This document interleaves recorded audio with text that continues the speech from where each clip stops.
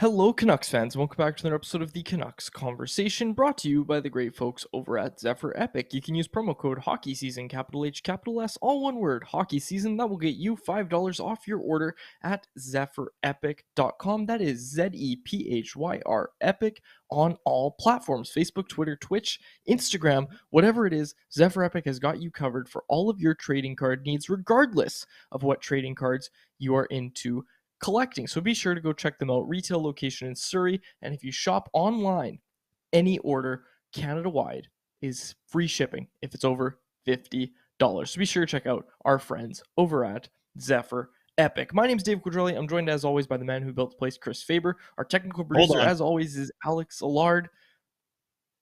Back to that photo. I don't know if Alex is here. He might still be doing the others. Look at that. Look at Burnaby. Burnaby is to the right side of the camera here. Tell you what, it must be pissing out there, quads. It looks disgusting over there. It's all black and gray over there. It's always sunny in Burnaby, British Columbia. You know this. All right. Okay, our technical producer is Alex Allard. This is the Canucks Conversation podcast. And Chris, aside from talking about the weather, I have one thing I want to talk about. Am I allowed to talk about my baseball stuff right off the top? I'll tell you what. I already zoned out on you talking about making trades in your fantasy league, so I don't want any of that. But you can do this beat the streak thing, because I think this beat the streak thing is kind of cool. It's pretty cool.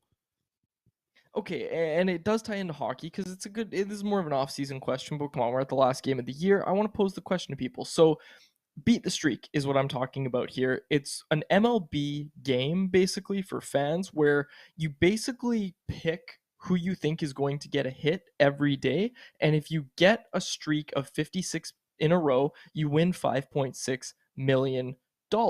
Okay, so the reason it's at 56 is because that's the all-time hits record. Chris, who holds that record? The all-time hits record. Do you know off the top of your head? Oh, is it DiMaggio? I'm pretty sure it's DiMaggio. That's why I'm wearing my Yankees cap today. Yeah, and you nailed it. Joe DiMaggio. I think that's who it is for what it's worth.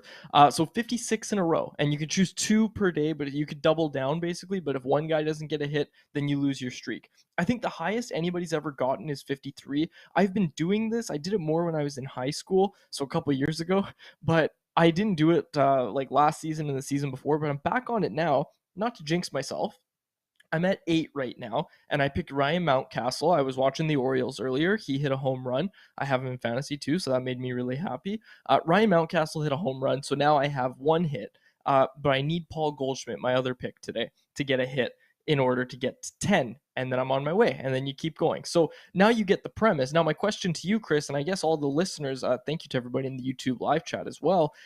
My question is, what's the hockey equivalent of this? Like, you could do it for hockey, like a beat the streak for points. I mean, you'd have to figure out how to limit how many times a person can pick Connor McDavid, I suppose. But like, there's a way to do this for hockey, and I want to hear people's ideas because it's really engaging. Like, I got a lot of friends that aren't really baseball fans that are into this. They're like, oh, well, I'm looking at because it shows you the numbers of, oh, this is how successful this batter is against this starting pitcher. You know, you got your lefty righty matchup, all that sort of stuff that, you know, casual fans are into. So you've got all that for baseball. I'm curious, can the NHL do something like this?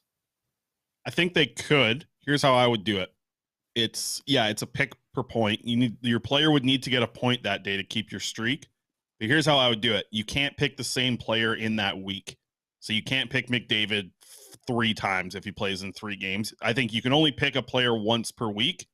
You could do it. You could do it for points. I think it would be pretty fun to do. But I guess it's tough because, I mean, baseball players, let's say like a good baseball season for hits is what, 200 hits? That's a pretty good. I think that's even better. I mean, 10 years ago, that was very good because Ichiro was crushing what, 252 that one year he had.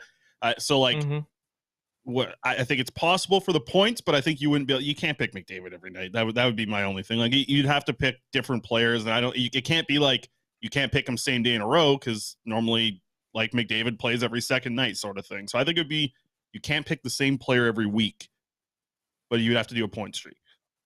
So Brian Choi in the YouTube live chat made a really good point that Tim Hortons does something like this. And I think they launched it in the playoffs last year. Brian, you can correct me if I'm wrong, but I know Tim Hortons does something like this. The thing with Tim Hortons, one that bugs me, is you can't pick any player. Like it's limited to, I believe, 4 from each team. And I don't know, it's just it feels like you're leaving way too much up to chance and you don't really have a legitimate shot at winning anything, to be honest with you. Like that's kind of how it felt, at least when I played. I don't know if it's different now, but like I said, with Beat the Streak, it's literally any player anytime. And obviously we've just discussed that there has to be some sort of limitations, but don't tell me which players I can't pick when I'm just trying to start my streak, right? Like if I have to be strategic about it as my streak gets longer, sure, that's fine. But come on, right off the top, I didn't like the Tim Hortons one, and I would like to see them do something like Beat the Streak, because I'm having a lot of fun with Beat the Streak. I tell you what. Okay, that's enough. I wanted to talk about my fantasy baseball trades, but I won't. No. We're not doing that. I literally zoned out before the show. You started telling me who you're trading for. I heard, then I piped back up because he said someone's trading you Ricky Tiedemann, who's my guy, our guy. We had him on the show back when we were on Sportsnet on the Saturday show. I do want to mention something later on in the show. We got a little Ask Us Anything segment because we're going to talk about the Canucks and their final game in our first segment. Second segment, we're going to spend lots of time talking about the AHL. Hell of a night last night. We'll get into all of it. Lots of video, lots of audio. We'll get to all that in the AHL update. But then Ask Us Anything. Save your questions, everybody in the chat. I don't know. Maybe it can be about hockey. It can be about food. It can be about work. It could be about anything about us, our childhood. Ask Quads what his biggest childhood fears are. What traumatized him as an 8-year-old? Ask him that. He's got a great story about it. And then odds and ends, we'll close out with that. But let's get into it. Final game tonight for the Vancouver Canucks. I was going to go on this rant about mango flavored things because I think it's the worst. Like you know how like flavors of stuff, like grape flavor tastes nothing like grape. Orange flavor tastes nothing like oranges. I think mango, you can get rid of that flavor completely. It's the worst flavor, and I don't have mangoes often, but when I do, I've enjoyed the actual fruit mango flavor. I think it's the worst one out there, and I don't get. They make a ton of stuff about it. They make mango flavored juice. They make mango flavored monsters. They make mango flavored monsters. This thing sucks. Okay, this thing sucks. I actually had I did have an energy drink company reach out to sponsor the show. I didn't tell anybody about this, right? I didn't. No? Okay. Well, this company, they weren't going to pay us anything. They were going to give us like promo code, and we get a kickback or whatever for people that use the promo code. So we turned them down big time. But yeah, maybe I'll work something out because I do need something. And if they were to just supply me for the year, that would be good enough. Like that would be fine, but they weren't going to do that. They just want to give us a promo code, send me a bunch of free stuff. So I wasn't into it. So energy drink companies. If you're paying attention and you're watching the show here, you're hearing this, hit me up. You can find my email pretty easily. Sounds like a Chris Faber sponsorship, not a Canucks Conversation sponsorship. How does that benefit Alex and I? Hey, don't worry about it. I'll send you guys some too. What you guys aren't drinking energy drinks over there? Neither am I too. I'm on the no sugar, 10 calories in this can. All right, let's go. I tell you, get us in on some kind of mango juice sponsor. I'll take some mango juice. Yeah, I had a feeling you'd like I'll mango. Take some mango juice. I knew Alex would be a mango flavored fan. I knew it. I knew it when I wrote that down in the outline that I wanted to mention it. Unbelievable. Doesn't surprise me one bit. Well, I'll tell you what, Alex, I'll save everything that I get mango flavored. Ship it out to the east. Coming your way. I'll save up everything for 1 year and I'll send it to you next year. Final game of the season, you're going to get a package of rotten mango flavored food. So you're welcome, Alex. All right, let's go. One last game. One last ride. Vancouver Canucks final game tonight against the Arizona Coyotes. They're down in Tempe to play in that little it's like a Coquitlam Center looking small little rink down there. Mullet Arena, final game. Let's pull up the Canucks stats after 81 games here and just see if there's anything that you're looking forward to for tonight, because I think the only one that really pops off the page, Andriy Kuzmenko getting 40 goals is great. Elias Pettersson adding to his 101 points is great. Anything else tonight, Quads? That what the hell are we watching for tonight aside from John Garrett's final call on the regional broadcast? That's what I'm watching for tonight. I hope this is a game where those two have the most fun they've ever had on a broadcast, with Shorty and Cheech getting one last ride here together. As we know, John Garrett's not going to be on the regional broadcast anymore. I'm going to do something online here.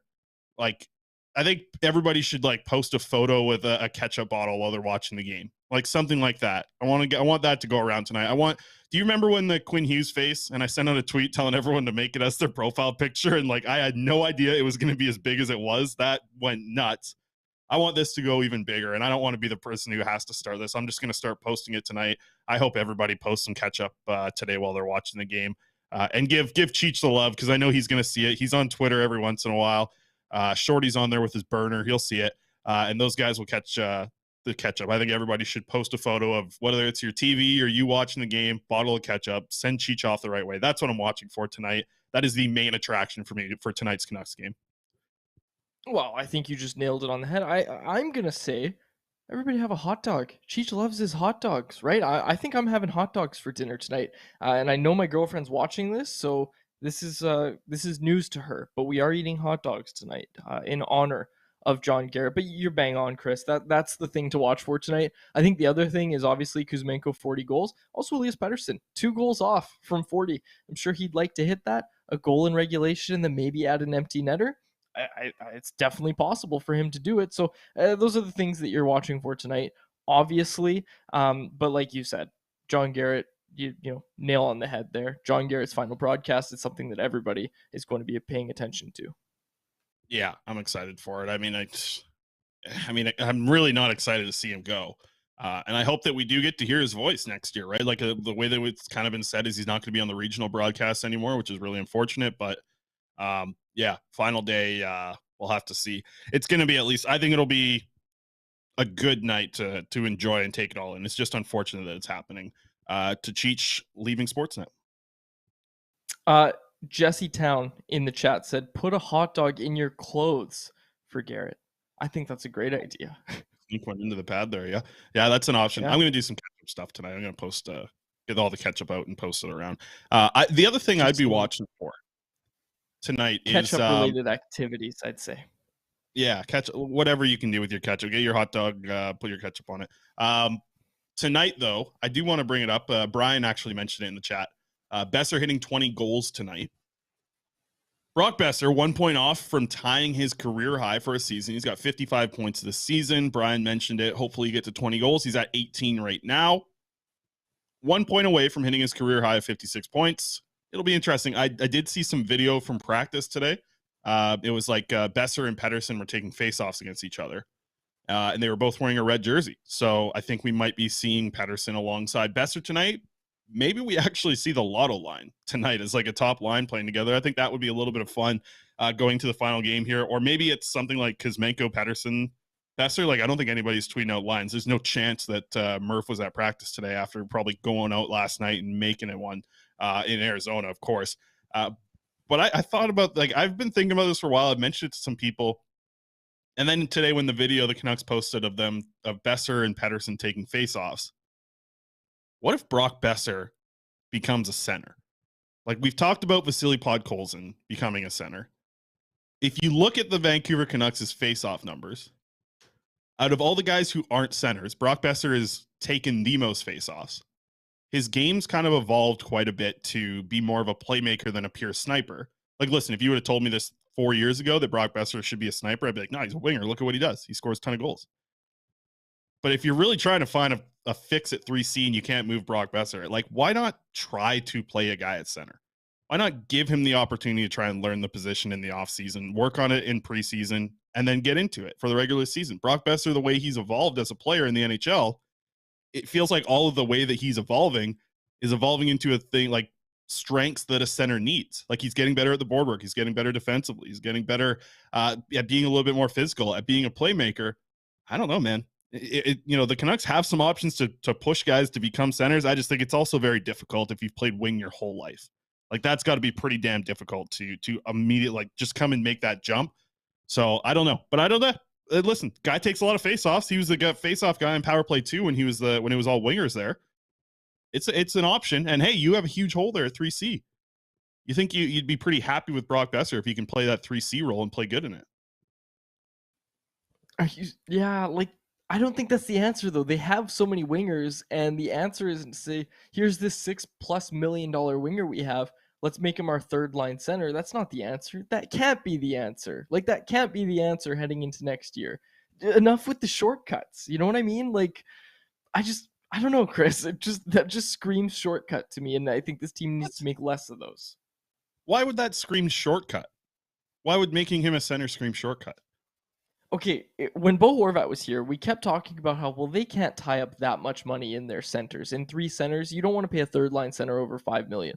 Your long-term answer, and probably, if we're being honest here, your short-term answer for a third line center isn't Brock Boeser. It's not a $6+ million winger. You're not just going to transition him to a center and think you're okay with that. You want that guy playing in your top 6. Like, if you go into next season and Brock Boeser isn't in your top 6, and you have a guy like, I don't know, Phil DiGiuseppe, who's there now, right, ahead of him, that's a problem. Like, that's a problem. That's not something you want to plan for and say, yes, this $6+ million winger, we don't think he's going to be able to play on our top line. We would rather move him to center. This just I like your thought process. I really do. I'm not trying to crap on your idea. I really do like the thought process, but it's just like, you have Podkolzin right there. Like, do it with Podkolzin. I know you're on this train. I know you're on this train too. So it's not like I'm saying anything new to you, but you have Podkolzin right there. If you're going to do this with anybody, it's got to be with Pods. It can't be with the guy who's making $6+ million to score goals, and down the stretch run of the season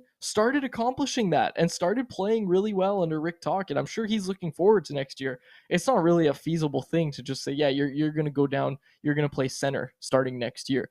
Podkolzin, on the other hand, you can say, hey, if you can start working out as a center, that would be fantastic. And I think, like, look, you've got Podkolzin right there. There's your answer, maybe long term. And look, we got people in the chat already throwing out Barbashev. It seems like Barbashev's coming. Barbashev's coming. He's your center wing option on the third line, it seems like. I just think it's not like, if you were to tell him to try and become a center, he's not going to immediately forget what it's like to be a winger. And I'm sorry, but he wasn't the 30-goal scorer this year. He wasn't the 30-goal scorer the year before that. He's never been the 30-goal scorer winger that you hope he is. So maybe you want to try and find an evolution in him as an NHL player.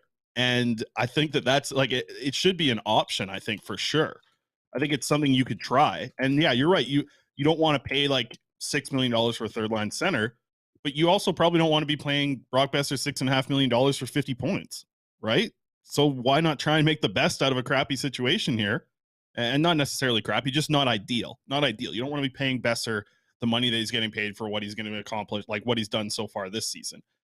And here's something for you, Quads, because I know that people mention Barbashev, right? Barbashev, they want him to be a center. I don't know if this dude's even a center. In the NHL, Brock's taken like half as many faceoffs as him this year. So if Barbashev's the answer at 3C, I don't see it. I don't think he's been a center for the last 3 years in the NHL. He's been a winger who takes faceoffs occasionally. So like, I don't think Barbashev's the perfect. I don't think Barbashev should be, unless you really like. Let me read you off his faceoff percentage the last 3 seasons: 38%, 39%, 43%. You think that guy is your answer at 3C? Come on. Like, why not try some? Sounds like Jason Dickinson 2.0, the low face-off percentage, right? And also, let's not forget here, we could be sounding like the people on the East Coast that think that thought for years that Elias Pettersson wasn't a center because he didn't take face-offs on the Lotto line, right? Like, remember those people, Chris? You could be one of those people right now. So keep that in mind, that sometimes the center doesn't always take the face-off. Just because he's not taking the face-off might have that rotation like we obviously saw with the Lotto line. Okay, let's move on. Here's my other point that I wanted to add to this was, think about, like, listen, when the Canucks had Horvat, there were times where Horvat would play with Miller or Miller would play with Pettersson, but there were also times where they rolled with those 3Cs down the middle. And if you roll with 3Cs down the middle, and even if you're paying $6 million to your 3C, if you're able to kind of, listen, you're clearing up winger money by moving Brock Boeser to center then. You're not paying wingers as much money, so then you have all these wingers in the system that can find top 9 positioning. I don't see why it's not worth a shot. I would love to see Vasily Podkolzin and Brock Boeser both be told in the offseason, like, hey, we have a big opening here in our top 9 to be secured up. And listen, Vasily, you haven't found a really good spot in the NHL this season. You haven't had a good year. Why not try this? Try this, and just go that way with both of those players. See if you have an internal option to fill this in, because that would be a huge win if it works out. If it works out, it'd be incredible. It'd be incredible for this team. I'm not saying it's for sure going to work out, but if it did, holy hell. You're talking about a top 9 that you absolutely love if it ended up working out. Yeah, absolutely. Okay, let's move on here. One last ride. No, you got to read the damn thing here. Here we go. We got the final thing, locker clear out for the Vancouver Canucks. That's going to be Saturday. Management and coaches on Monday. So we'll have a lot to get to next week on the show to wrap things up. And the Canucks the players are getting out of town quick after Saturday. They'll be gone. They're off to Costa Rica and Mexico, Hawaii, all that good stuff. And then the management, they're sticking around until Monday. I did see some management out in Abbotsford last night as well as the Sedins out there last night. So let's get to our Abbotsford update, unless there's anything else you want from this one last ride. You already got your hot dogs or no? You got to go buy them? I do have to go buy them, yes. Tell you what, City Market's probably got them for 99 cents. Other bet Safeway is probably $9.99. All right, let's get to the Abbotsford update. I want to start right off the top. We got to play the video. Alex Kannok Leipert, his fight meant so much to those players last night. I do want to just play the fight. I want to play it with the audio. This is our buddy Brandon Assel on the call here. Let's get this up here with audio if we can, Alex, because Brandon's going nuts. Okay, Brandon's going nuts for this fight, just like the arena was. I posted a video last night, standing ovation. I'll set this up quickly here. Danila Klimovich, who we all know, one of the Canucks top prospects, 20-year-old kid down in the AHL, took a hit to the head, like a shoulder to the head from this Calgary Wranglers player, and this was right off the next faceoff. Kannok Leipert stood by the center ice, was like calling out this guy to fight. This is what do you want? Like a stage fight? Is that what you call these? Like, this was very set up because of what happened in the play before. Let's watch this. This is from the Abbotsford Canucks. Incredible stuff. Alex Kannok Leipert in this fight. Fans on their feet, and here we go. Kannok Leipert can throw him. Gallant getting a right free. Kannok Leipert responds. Gallant still throwing bombs to his right. Kannok Leipert not going away. He loses his helmet. They're trading haymakers. Now Gallant with the left. Kannok Leipert responds to the left. Look at him go. Kannok Leipert knocks Gallant's helmet off. They are throwing bombs. An uppercut from Gallant. They're getting tired, and down they go. What a fight! It doesn't get much better than that. Give Gallant credit answering the bell after that hit on Klimovich. And Kannok Leipert, who's a fan favorite, gets a standing ovation as he goes to the penalty box. Alex Kannok Leipert joining us next week on the show. Excited for that. The guys, they loved it. I do want to play this as well. Can we get the locker room video up here? Look at how hyped these guys are. I think we'll want the audio on this too. I think there's audio here. The guys in the locker room, and this was said after. Unreal. They are fired up.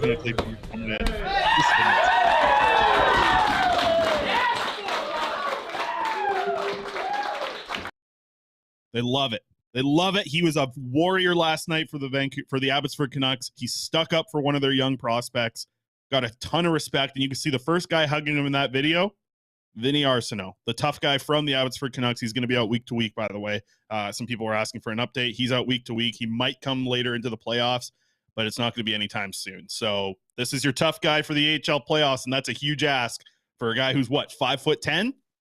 5'10", and he's sticking up. He's the guy who fought the 6'8" guy from Calgary. I heard this from somebody from the Canucks press box, or the Canucks box last night, making a joke that they said, this Kannok Leipert kid, he's beat the crap out of everyone on Calgary, because he's gotten into some huge fights this year against the Wranglers, who, by the way, are the #1 team in the AHL.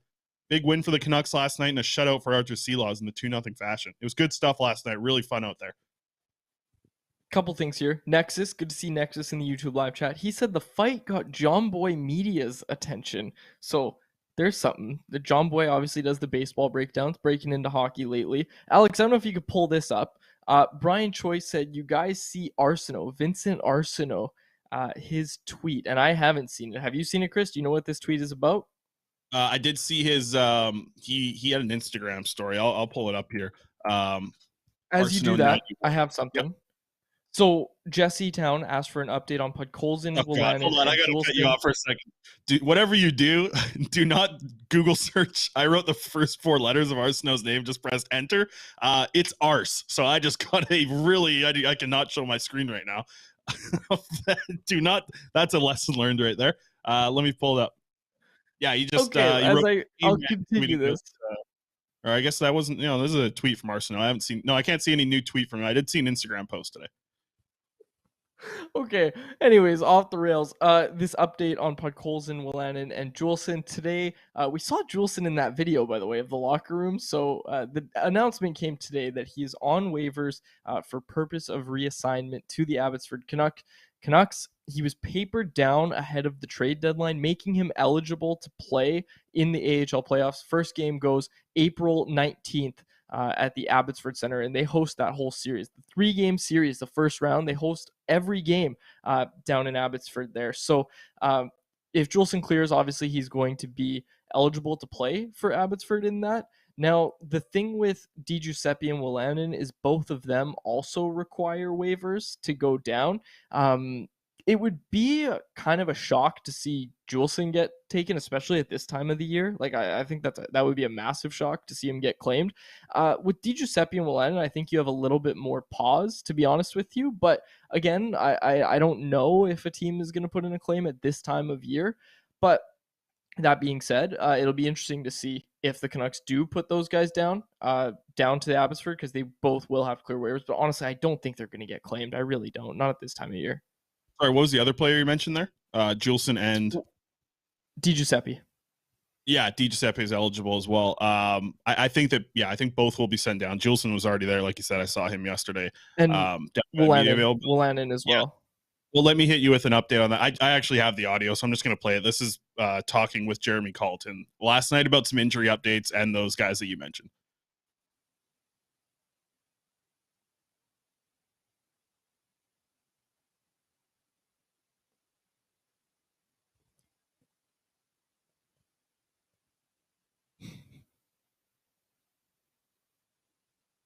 Can you hear anything? Because I can. I don't think the listeners can. What's going on here? Sorry, I'm playing the audio from my computer. I've had this problem in the past before. So for those players you mentioned, the people will get it on the podcast, actually, because it does record for the podcast. Sorry to YouTube, which we have. I don't think I've ever said that, because normally everything here is tailored for YouTube lately. But so what Colliton was saying was, yeah, it's week to week for Arsenault. We'll have to see what happens there. The plan right now is that Wolanin, Podkolzin, Di Giuseppe, and Juleson will be joining them for the AHL playoffs, but it's still something that Colliton called like a day-to-day thing. They're not really sure when these guys are going to be fully back from injury, but they are going to get a boost. He knows that, and he said it was big and important that they were able to get games in this year, right? Like the fact that Podkolzin played down there, and Wolanin was down there. And by the way, Christian Wolanin today was just named to the first team AHL. What do you call it? Like first team AHL lineup? Is that what you call these things? Yeah. It's you know what it is. Okay. First team of the AHL. So good for him. I mentioned it too. Danila Klimovich, we talked about him a little bit earlier. He scored his 15th goal of the season last night. Let's get the goal up here. And we'll talk our way through it. Then I did have some post-game audio we'll get to from him as well. But Klimovich scored his 15th goal. Pretty good number last night. Go ahead and run that thing there, Alex. On the power play, getting the opportunity to be back on the power play was huge for him, because that's somewhere he wasn't. And it was another goal like he just scored the other day in their last game. He's on a 2-game goal scoring streak right now. And it's just about getting the puck on net quick. That's the thing that I really like about this goal, is that release is just, it's quick, and the goaltender doesn't really have a chance to react to it. And the way Klimovich talked about it last night was like, when he was shooting the puck, he couldn't see the goaltender's eyes because of the double screen there. Kyle Rao, you see him in front. You can probably get a better view from this angle here, but multiple players in front there. And he's like, when you can't see the goalie's eyes, just shoot the puck. Man, I'll tell you what, Klimovich last night really impressed me with his English. Like he was out there for, I think, 7 minutes or so, and then talked to me a little bit after. He was excellent. He was making massive strides towards his English. It reminded me a little bit of Vasily Podkolzin last year after New Year's. Like, Klimovich talked about working with his English instructor and how that's been a thing that's been more regular this year. And he also talked about a few other things about like kind of earning stuff from the coaching staff. We do have the video here. Let's pull this up about Klimovich earning it.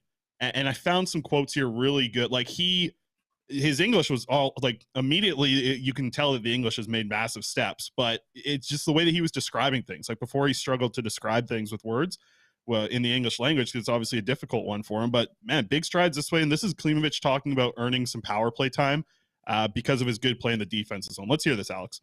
Your coach said that you're on the power play now because you've been playing good offense and defense. Yeah, of course. Does it feel good to, be rewarded for your good play and now you're back on the power play? Like of course. And last year I didn't recognize it, I didn't. And this year, Jeremy, every time put me in I need to earn my ice time and I need to earn my power play and PK wherever and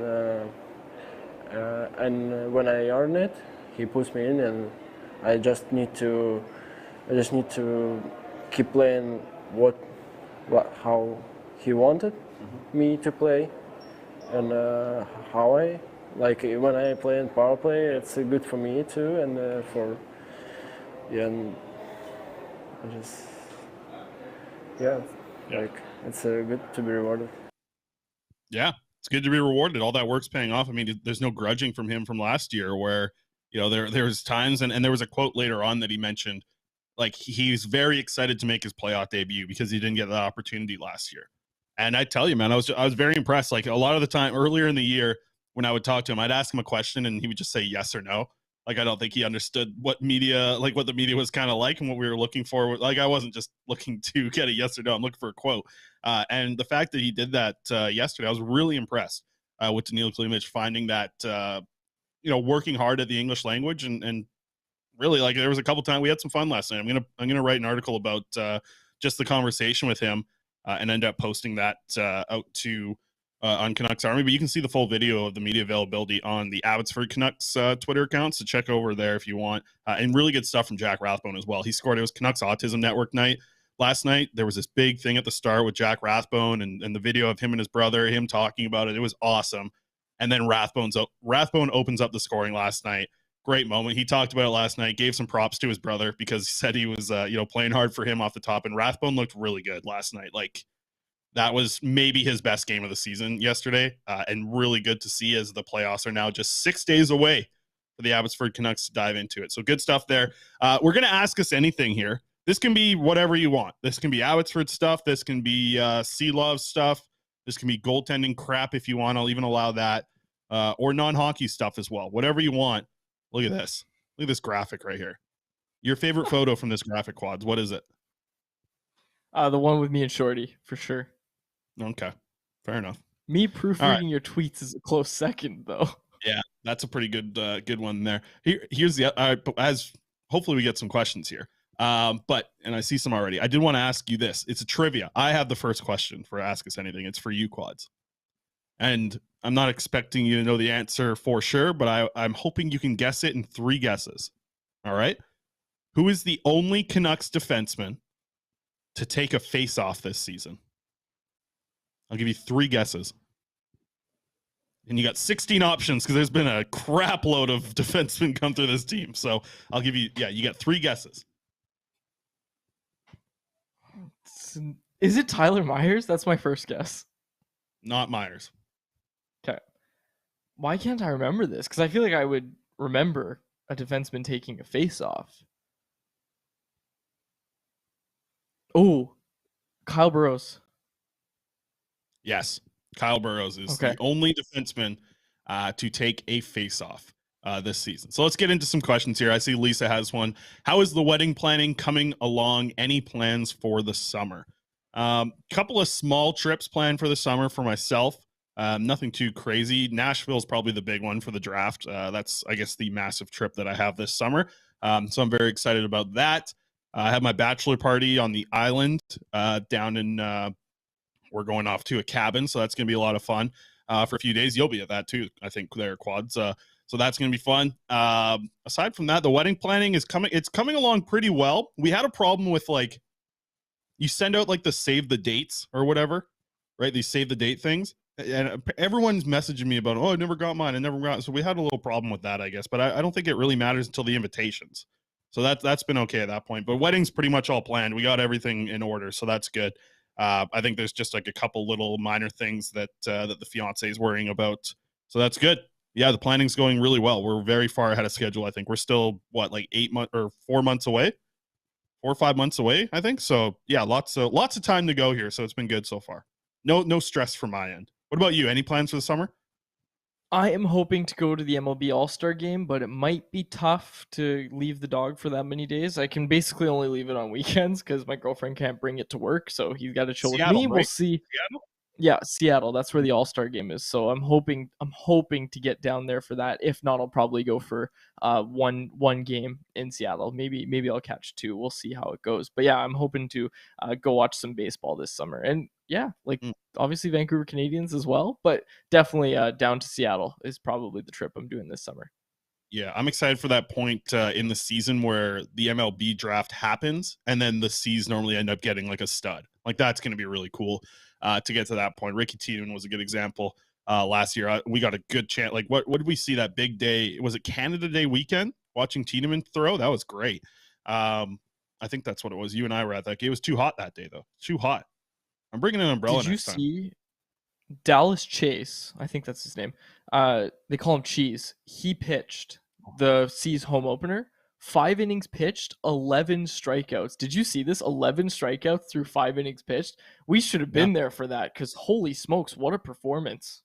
Well, yeah, you could have been there for that, but they had to cancel the first 5 games of the season because of freaking rain. So yeah, I'm not going to show up for 5 in a row. I got Steve Ewan covering it for me. My buddy Steve out there freaking messing with me all the time. Steve Ewan, good guy though. All right, another one here from Nacho Chingu. Am I getting in trouble for saying that? No, I'm okay. There's nothing wrong with it. That sounds like a name that I'm going to get in trouble for saying. Sorry, Nacho. What's the confidence meter regarding the Canucks making the playoffs next year, Quads? What's your confidence at for that? Say like 60%. Talk to me after the offseason. I think there's a lot of work to be done. I think looking at this roster right now with Philip Roenick, I say 60%. I say there's a 60% chance they make the playoffs next year right now with the roster that they have right now. Talk to me after the offseason. I'll say 60% as it stands. I'm a little more confident than that. I'd say 70. I think they are. I don't even need to see the offseason changes. I know there has to be some. So I'm more at 70% confident in that. We'll have to see what happens. From Jesse, Faber, what is the Canucks convo schedule for the offseason? I actually have that in odds and ends. We'll get to that after later on the show. And Jay Kang says, who should Canucks pick if they are picking between 8 and 10? I'll take this one. I think Quads. I think it's going to be David Reinbacher is the guy there, and people have filled the chat with that and stuff as well. So yeah, I think I would rock with Reinbacher in the 8 to 10 range for sure. You got another name, or you don't know what you're talking about? Brian Choi says that photo of Chris holding a fish is straight out of a Tinder profile. It absolutely was, but I don't need that stuff anymore. Zachary Kotzer says, do you think Tyler Myers starts the season with us next season? Personally, I don't, says Zachary. What do you say, Quads? This is one for you. Like, I'd say you hope not. Like, I don't think so. No, I'll just say I don't think so. I don't think he's here next year. I think that's a very movable contract, and I just think him and OEL have both been outplayed by options like I would rather see Cole McWard on the blue line than Tyler Myers. And I'm not even buying into the whole Cole McWard hype that was on the show a couple days ago. I'm just using that to illustrate how far he seems to have fallen. And again, it's nothing like OEL. Like OEL just fell off a cliff this year, and he has less of a chance of turning around. I'd say Myers probably has a better chance of kind of bouncing back a little bit from this season, but I don't know. And that's the thing is we might be in a world where OEL stays and Myers is the one that goes, just because OEL's contract is really hard to buy out and definitely completely immovable. Like nobody is going to take that contract no matter what you pay them. And you would need him to waive as well. Like the only way OEL stays is if the Canucks can't put him on LTIR and they can't buy him out. And I know those things are a little bit different. He needs to be healthy to be bought out, but I don't know what happens this offseason. I just think I'd say it's more likely that OEL stays and Myers is the one that goes. Okay. Yeah, I think it could be very possible as well. One of them has to be off the books when the season starts next year, one way or another. Somebody asked if there's going to be a Michigan attempt tonight. Can you blow up my screen here, Alex? Because Jack Rathbone, I do want to play the goal here. And actually, the cool thing, so we'll watch this. The puck's going to start in the corner with Tristan Nielsen. He actually attempted the Michigan last night, didn't end up scoring, and then Jack Rathbone buries it right after that. So you can see Tristan Nielsen behind the net here, attempts the Michigan, almost got it. He got it up and it was actually just saved by the goaltender. I was at the other end of the rink, so I couldn't really see it, but I asked the play-by-play guy, Brandon Assel, our buddy. We have to get him on the show here soon, actually. He'd be a good guy to chat with and maybe like a post-game thing. But he said that they got it up and he almost put it in the net. So Tristan Nielsen, instead of, Niels Höglander actually got it. And tell you what, pretty damn close. I'm going to play it one more time for everyone on YouTube here. He very nice, quick effect, got the puck up there, but he just couldn't be the goaltender. He was very close to scoring that one. So good little run there. And then Jack Rathbone ends up scoring just seconds later. So nice stuff there from the Abbotsford Canucks. Tell you, great game last night. And I mentioned Archer Seelovs. I picked up the shutout last night as well. Let's see. Anything here? Jesse says, any Quinnipiac updates? No, nothing there. What else do we have? Any questions you see here, Quads, you want to get to? I'm just ripping through a couple here. Quinnipiac? Isn't it just Quinnipiac? Don't worry about it. Don't worry about it. All right, let's see. What else do we got? Jeez, I got a good one. Correct me. Okay, go for it. Dakota McCaffrey asked, does PD top his points from this season at any point in his career or next year? So she didn't ask that, but, I'm not sure what the question is here, but I'll say yes to both. I think he probably gets more than 100 next year, and definitely he does it at another point in his career, I'd say. Yeah. I think he tops it next year. I'd say he tops it next year, too. I'm with you. I think he's just getting better, and I think that there's a point in players' careers where they continue to figure out this league and improve. And I think Pettersson's at the point right now where he just took a big step of knowing what this league is about, what it takes to put up points. I think he gets better even next year. Nexus says, Miller getting traded? Question. I met Nexus at the last Canucks game. Nexus, was it the last one or the second last one? Anyways, I met Nexus the other day. Chicago. It was against Chicago. The show here. Yeah, that's right. Yeah. I don't think he's getting traded. I don't think he'll get traded in. No, and I'm sure we'll hear rumblings, but I do think that the rumblings are going to be not just rumors. I do think the Canucks are going to try, see what the returns could be. It feels like from all the reports that I don't believe all of them of giving up a first round pick plus for JT Miller. I don't know if I really believe all those, because I feel like that's a deal you have to take, right? But I don't know. I think that there'll be conversations. I think we'll be talking about it in the summer. I think we'll be heating up around the draft right before free agency kicks in and Miller's contract kicks in, more importantly, I guess, for that situation. But I don't think he ends up getting dealt. Joe asks, Zlodiev, how far from the NHL? Very far from the NHL. He had a bad year in Russia this year. Unfortunately for him. So hopefully he has a bounce back. I still really like the kid. I expect to see him at development camp again this year. He was there last year. So we'll have to see what happens. Canucks need right-handed D says, are the Canucks still looking for more college free agents or European free agents? Yes to both. I think that they're looking for some NCAA guys potentially from Quinnipiac. But I think the more impact players right now would be the players coming from Europe. And I think there's some options there from Sweden. There's some options there from Finland. Sweden's going to be an interesting one. They got the SHL playoffs sort of wrapping up here in the next little bit, so we'll have to see what happens there. There are definitely a few names in the SHL that are interesting. We'll spotlight a few of them later on. You got another one there, Quads? You want me to keep going? Keep going. Okay, what else do we got here? That's probably good. I think we'll wrap it up there. Thank you to everybody sending a question, and thank you Nacho Chingu, who said it's not he didn't catch me with anything. That's just how do you say it means friend in Korean? Okay, so that's good. You almost got me there, Nacho. Somebody's gonna get me here pretty soon here. I'm too stupid to figure out a lot of these things. Odds and ends. Let's wrap it up here. Like I said, Cheech's final game on the broadcast. People enjoy that tonight. Send your love out there. Listen, you have the power with social media in front of you to send out some things that'll be into the universe, positivity towards Cheech. You have the opportunity with social media. Social media can be disgusting and gross and crappy and annoying a lot of the time. This is the opportunity to use it for good. Send out your love for John Garrett today. Please do that. Send that out there, everything that you can on Twitter. I think it'll be great. I do want to update some folks, some prospect interviews. Some Vancouver Canucks prospects will be joining myself here, and then I'll be recording them for the show, whether it's something we're playing live or something that might just go up on the YouTube channel. We'll have that throughout the summer, so that's good. Lots of prospect interviews coming. Got some irons in the fire. So excited for that. I did want to pull this up quickly before we get out of here. The NHL playoffs. I wrote this out, so I have to read this. I wrote out all the scenarios for the playoffs. Let's get this thing up here, Alex. All right. This is the way the playoffs would start today. It would be the Stars against the Kraken, the Avs against the Wild, the Vegas Golden Knights against the Winnipeg Jets, the Oilers and the Kings, and that is the West. The East would be Boston against Florida, Toronto against Tampa Bay. How about that series? Carolina against the Islanders, and the Devils against the Rangers. Some really fun potential matchups here.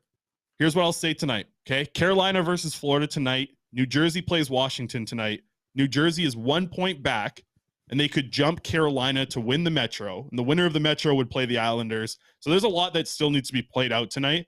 But there's some very exciting things to happen here in the playoffs. Like some of these series that we could potentially see look extremely exciting. The Oilers, they could still win the Pacific with a win tonight and a Vegas Golden Knights loss. The Oilers are on that 8-game win streak heading into the playoffs. Could you get any hotter going into it right now? And then whoever wins that Pacific, they're going to end up playing the Winnipeg Jets in that. And Vegas versus Seattle is a huge game tonight for what happens in the Pacific standings there. So lots to get to tonight, still in the game. There's still games tomorrow in the NHL, but man, if this was how the playoffs started today, what's the series that you're most excited about? Like we got it in front of us here. I'll start. I think it's got to be the Toronto-Tampa one, right? Like that would be a lot of fun. The way that it's going to shape out and watch them two play against each other, that's been set for a long time with how good Boston's been. I am going to love that series. I'm going to love that series, and I don't even care if the Leafs win that series. I'm at the point now where the Leafs can win, and it won't be like a bummer to me. I've always been cheering for the Leafs to lose. But this year, with Luke Shen over there and some other stuff, I think it's fine for them to win this year. Not the Stanley Cup. I take that, but not the Stanley Cup. Just one round of the playoffs. That's all. That's fine. But I don't want them getting past that, and they're not going to beat Boston in the second round. Well, the other thing to consider is if the Panthers win tonight, all of a sudden it's Boston, New York in the first round. It's not Boston and Florida in the first round. So Horvat's Islanders are going to have to go up against the wagon that is the Boston Bruins. I'd say the series that I'm most interested in, obviously it's that Toronto-Tampa. I'm going to be watching the New Jersey Devils closely, Chris. That's a team that I'm really curious to see, if they're on that trajectory of, they were really good in the regular season. They have a lot of young players that need to kind of, quote unquote, learn how to win in the playoffs, right? How many playoffs is it going to take for them to get there? I'm curious to see them in their first kind of go at it this year. Also, the Oilers. I'm definitely going to be watching the Oilers closely. And quick little thing before we wrap up here, talking to Bag Milk. So him and a few of the other Oily boys from Nation Network are going to be going wherever the away games are. They're going to be going. So for the longest time, they thought they were going to LA for sure. Then the Oilers go on this 8-game heater, and now they're like, okay, well, we might be going to, checks notes, Winnipeg. So we're keeping our fingers crossed that our friends over at Oilers Nation end up going to Winnipeg, because that would be hilarious. I heard Murph talking about this on Halbro yesterday. And he was like his series, because Murph's going to go cover the series for Sportsnet. And it was he was talking about Winnipeg and Vegas. And I was like, it's kind of perfect. That would be, if you're covering the series, why Winnipeg and Vegas would be fine, because it's you go to Vegas for 2 days, I guess 4 days, if it's a 2-game set or whatever it is. You get your 4 days in Vegas, and then you can have 4 days to recover from your 4-day hangover in Winnipeg. You just sit in your hotel room in the air conditioning and just drink orange juice and eat toast for a couple days, then go back to Vegas again, and then back to Winnipeg for the hangover. It's a nice mix for media folk who like to have a good time on the road. So knowing Murph, I think he will have a good time on the road, and he'll have his recovery time in Winnipeg if that's where he ends up. I do have the show schedule for next week. Sorry, go ahead. If there's anything, or are you trying to get out of here? Yeah, you got the dog on the cam there. It's all ready. Your mom needs your help. But next week's show schedule is set. Okay, I haven't told you or Alex this. Here's what we're doing next week, just so you know, Quads and Alex. Tuesday will be we won't have a show on Monday because we do have the media availability, and I just think with timing and everything, we won't have time to get in here at 1 o'clock and have like an immediate reaction. I'm guessing they're going to end up doing the media availability like at 1 o'clock on Monday. So we'll wrap everything up on Tuesday. That'll be a big wrap up end of the season media avails. We're probably going to push that episode to be closer to an hour on Tuesday. So we'll go a little bit long, kind of like we have today.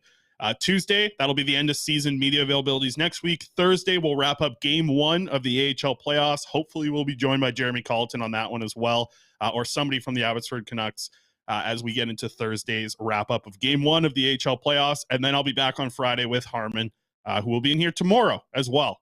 So Harm's going to be in here tomorrow to wrap up the season with me. That's our schedule. So next week, Tuesday, Thursday, Friday. Those are our 3 shows next week. All right, and we'll wrap it up there. That'll be a good show. Good show next week on Tuesday as we wrap up all of the media avails that happen. But for now, also in the meantime, the schedule work. Again. I know I did it 2 days in a row. I just wanted to say, as long as you and Alex are good for the schedule next week. Like I said, I meant to do it before, but Alex is off in friggin' Sens land before the show here today. I missed him off the top. Then he comes in here, and the only thing Alex has contributed to the show with his voice, I want him to jump in now because I don't want it just to be about him loving mango flavored stuff, which is the worst flavored thing out there. Mangoes are the number one fruit around the world, I'm pretty sure. Oh, come on. There's no way more people are eating mangoes than bananas. Look it up.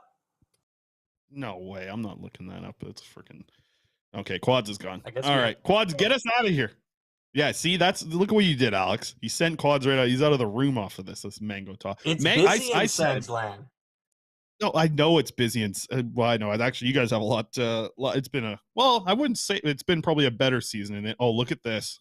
Is this Bert's first time on the pod? Bert made us, yeah. Wow. Cody's not here to see the belly either. This is Bert. Bert, look wow. at the camera. Bert, look. If you see Quads' dog right now, like the YouTube video. Look at this little puppy right here. Holy jumping. I hope the chat blows up right now. Mango, the fruit, is elite. The flavor is horrible. Look at this little guy. Curly little pup. Oh, Alex wants out of here. All right, there he is. Bert for everybody. Okay, Quads, do your little sign off here. See if Bert will do it. Give us a yip. What is he? He likes to yip about stuff sometimes. Bert, can you speak? No, you can't. We'll wrap it up. We'll wrap it up there. For my co-host, Chris Faber, and the little pup here, Mr. Bert, and our technical producer, Alex Allard, my name's David Quadrelli. Thank you so much for listening to another episode of the Canucks Conversation.